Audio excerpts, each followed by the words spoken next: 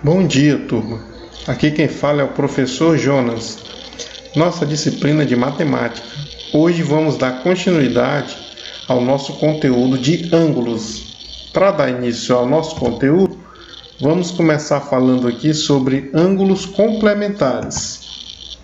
O que são ângulos complementares? Imagine que dois ângulos, ao serem somados, formem um outro ângulo de 90 graus.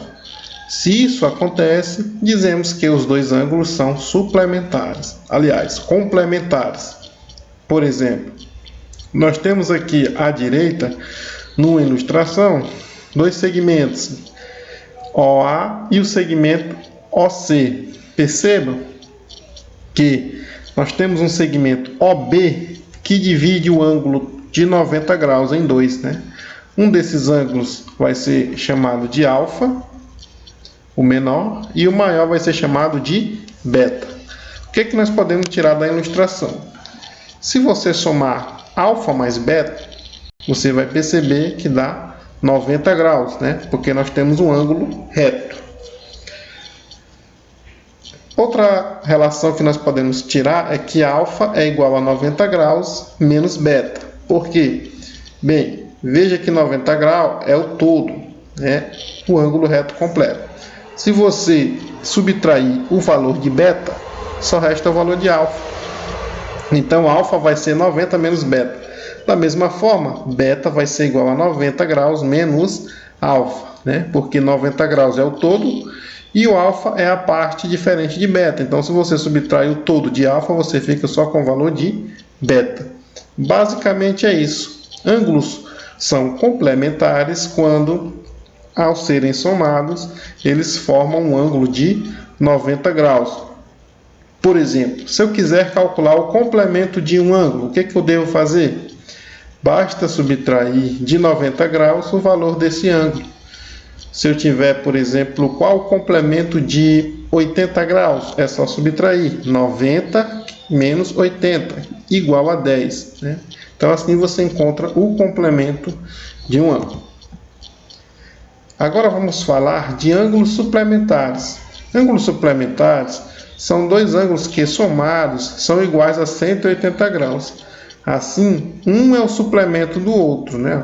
Note aqui na ilustração.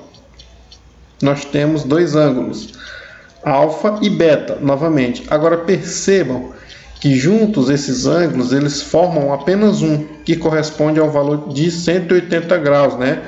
Ou seja, um ângulo raso. Note que o ângulo alfa mais beta é igual a 180 graus. Alfa é igual a 180 graus menos beta. E beta é igual a 180 graus menos alfa. Assim como nós fizemos com ângulos complementares, vamos fazer também com ângulos suplementares para determinar o valor de cada ângulo. Ângulos opostos pelo vértice. Como que ocorre dois ângulos opostos pelo vértice? Bem, digamos que duas retas concorrentes formam quatro ângulos.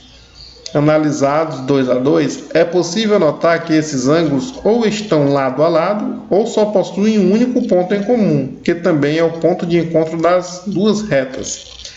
Quando dois ângulos possuem essa última característica, eles são chamados de ângulos opostos pelo vértice. Note que na figura que nós temos aqui ao lado, você tem dois segmentos de reta que se cruzam, né? Se cruzam e tem um ponto em comum. Esse ponto em comum é o que nós chamamos de vértice.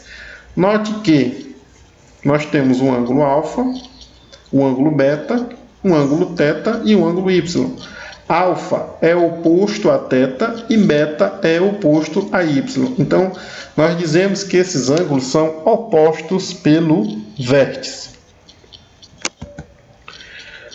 Ângulos opostos pelo vértice são congruentes, isto é, possuem medidas iguais.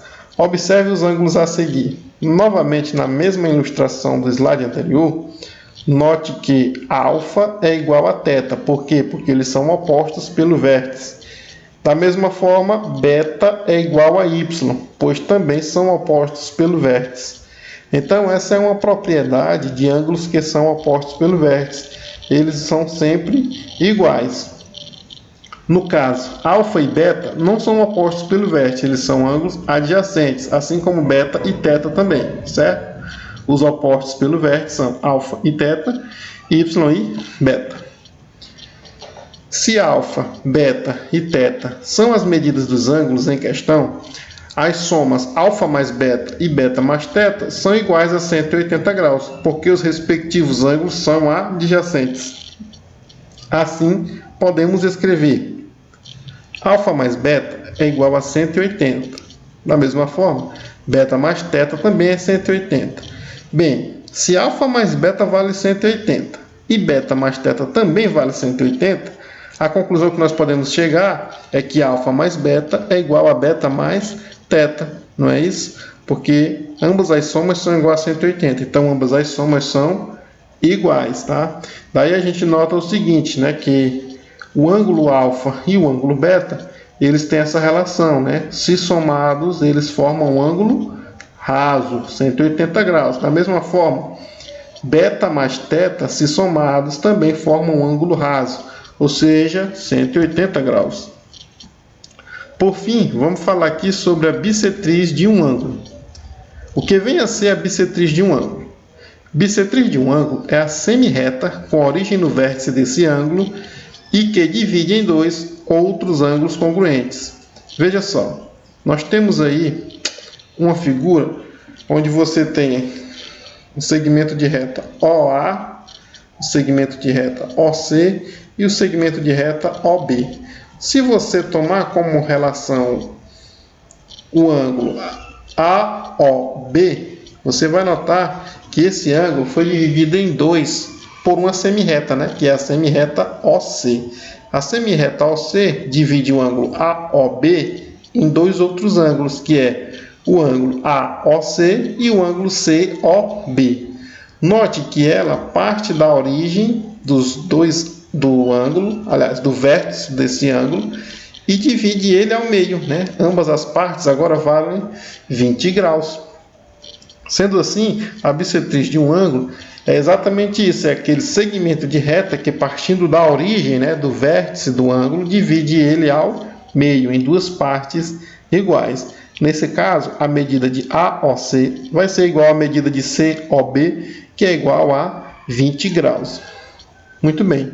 Então, com essa breve explanação, nós finalizamos essa parte de ângulos. E vocês irão fazer a atividade correspondente a esse conteúdo agora. Bons estudos a todos!